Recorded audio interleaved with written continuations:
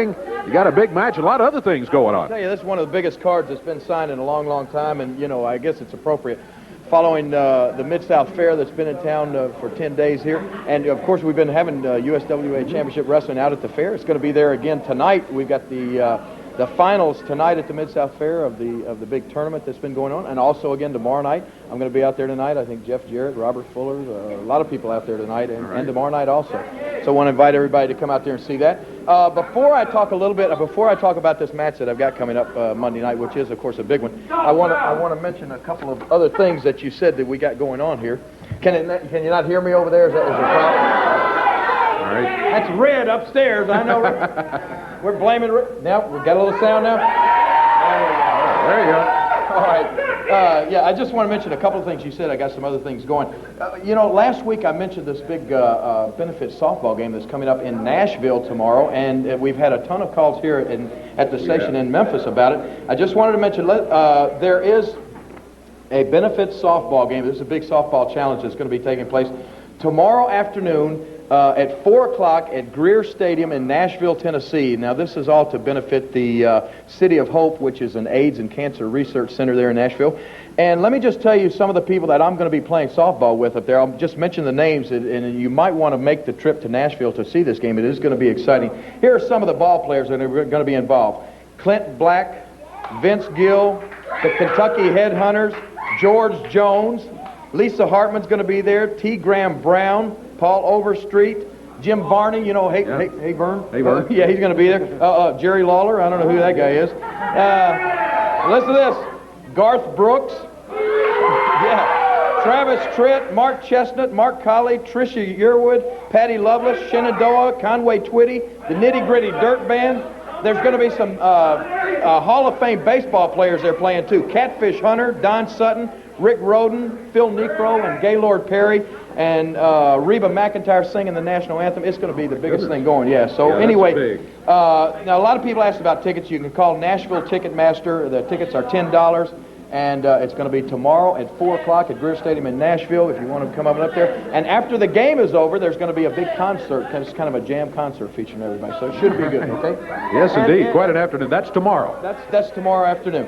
And then next Sunday, Lawler's Army and one of the new kids are going to be up there playing. We're going to have a big softball game. I think maybe I bring Garth Brooks and Clint Black along with me, too. I don't know. But anyway, we're going to be up in Humboldt, Tennessee next Sunday. Not tomorrow, but the following Sunday. We're going to be up in Humboldt, Tennessee, and I'll tell you more about that to benefit the DARE program, the big drug rehab program.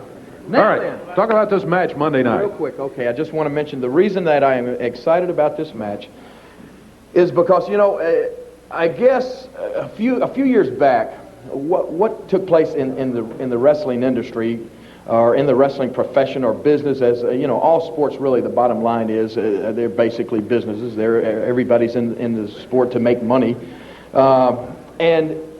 I guess before the advent of cable TV, what happened, the fans in this area, they only saw the wrestling that was in their each individual's area. Because, if somebody was in wrestling up in New York or out in California, you didn't see those TV shows, so you didn't know about the other wrestlers. But then along came cable TV, and several wrestling organizations got on cable, and then all of a sudden their shows are seen all over the world, all over the country. Like the WWF, of course, they're on all over the country, and then the NWA comes along, and then they're on all over the country on cable.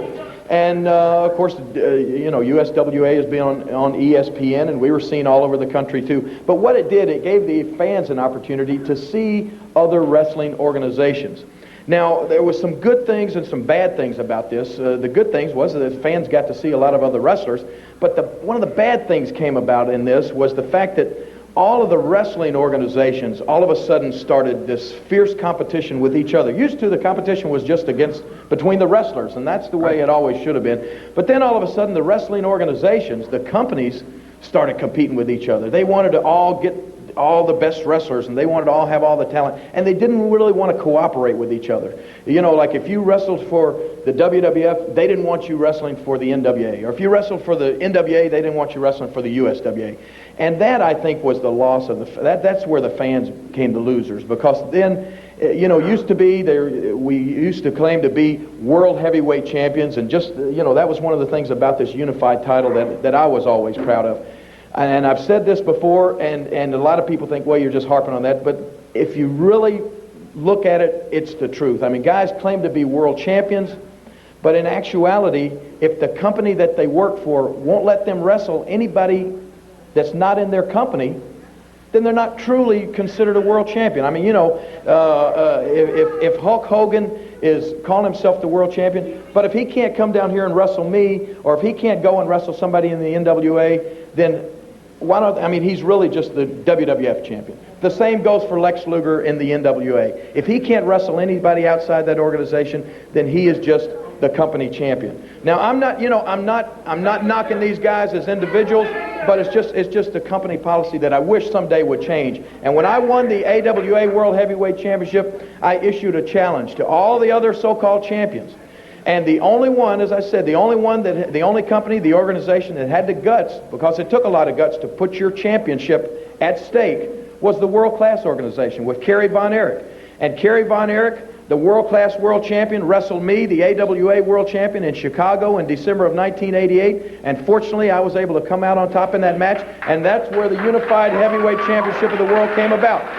And this is the only championship still that I'm able to go out of the USWA. You know, I just went last month up in Philadelphia and wrestled for an independent organization up there that wrestles all throughout the Northeast. Wrestled the Honky Tonk Man in Philadelphia, and you know, was able to come out victorious in that match. And it's like, this, as I said, is the only title where it can be defended outside the organization. And I'm real proud of that fact.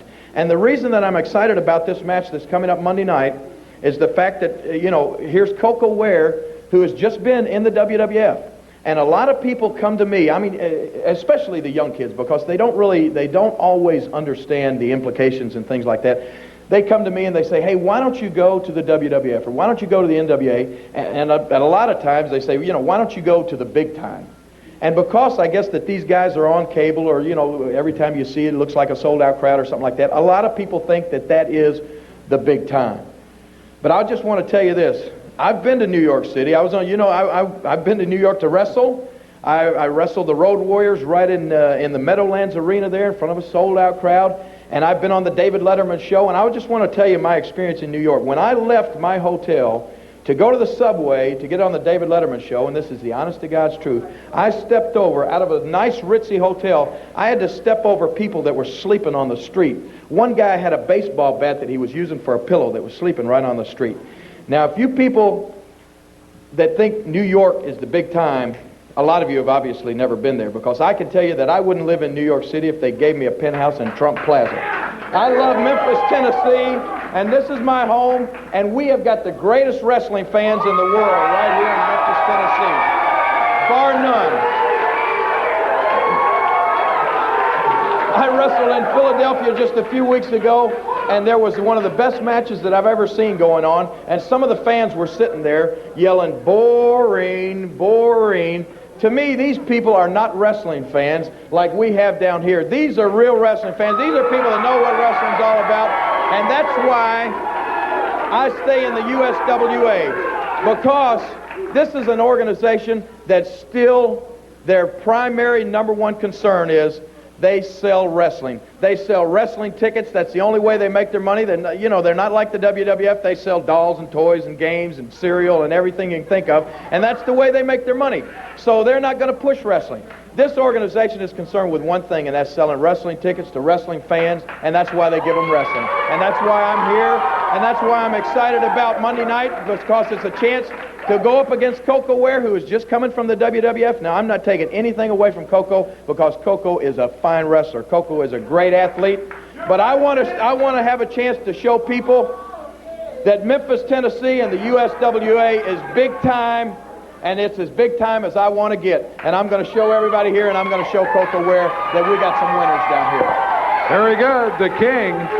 Well, it's nice to do an interview where you don't have anything to disagree with. And I agree with everything that the King has just said. There he goes as he greets the fans.